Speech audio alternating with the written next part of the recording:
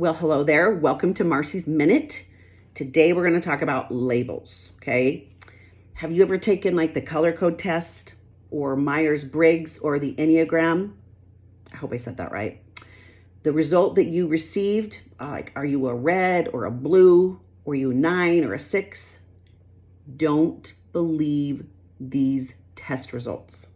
They put you in a box. Like, I'm a red, so I always have to be in charge and I get mad easy. It's just who I am.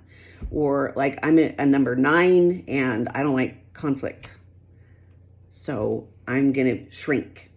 Okay, so operating from this made up construct of personality limits you.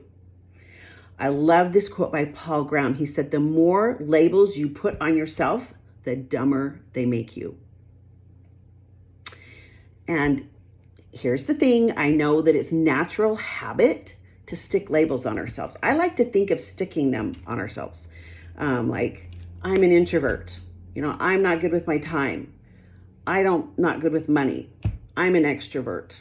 I'm depressed. I'm anxious. I don't like to be up in front of people. I'm best in the corner and out of the way. I'm not good enough. Like, even if you're diagnosed with depression or anxiety or whatever the diagnosis is, that diagnosis labels you. And I have coached so many women that think something's wrong with them because they have this diagnosis, and then they label themselves as the diagnosis.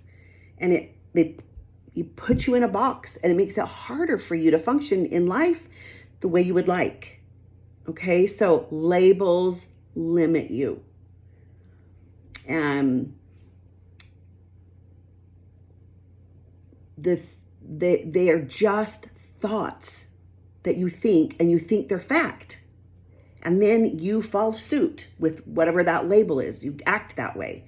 You don't have to keep it, okay? Rather than believing that's just who I am, can't help it, please know that as humans, we are ever evolving. We're dynamic.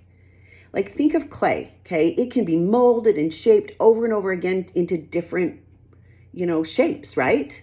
So can you. If you're an introvert and you would like to become more of an extrovert, you can, okay? Just take the dang label off and choose to think intentionally like, I'm warm and friendly. And then what will happen is you'll allow yourself to start going up, talking to people, little by little. Also, be careful not to label your spouse or your children. Like, my spouse has a mental illness, or my spouse is an asshole. I've heard it. Or my child is socially challenged, or my child is difficult. Okay, these labels will absolutely make it hard for you to see their strengths and their contributions and their potential. You're going to treat them differently, and you damage the relationship that you have with them. Labels limit you, okay? The only time we want to put labels on ourselves is when they help us become who they want to be or do what we want to do. So like, I am warm and friendly. I use my time efficiently. I'm a good steward with my money, or I am good enough just the way I am. Like, I remember a neighbor when our boys were growing up. I remember her was always like telling her son he was so good at whatever it was. You are such a good ball player, or you are such a good runner.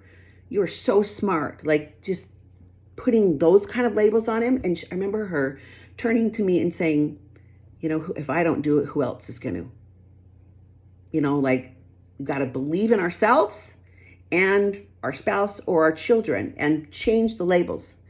So that's all I have for you today. Don't make yourself dumber. Okay. Don't limit yourself. Choose to put labels on yourself that will help you.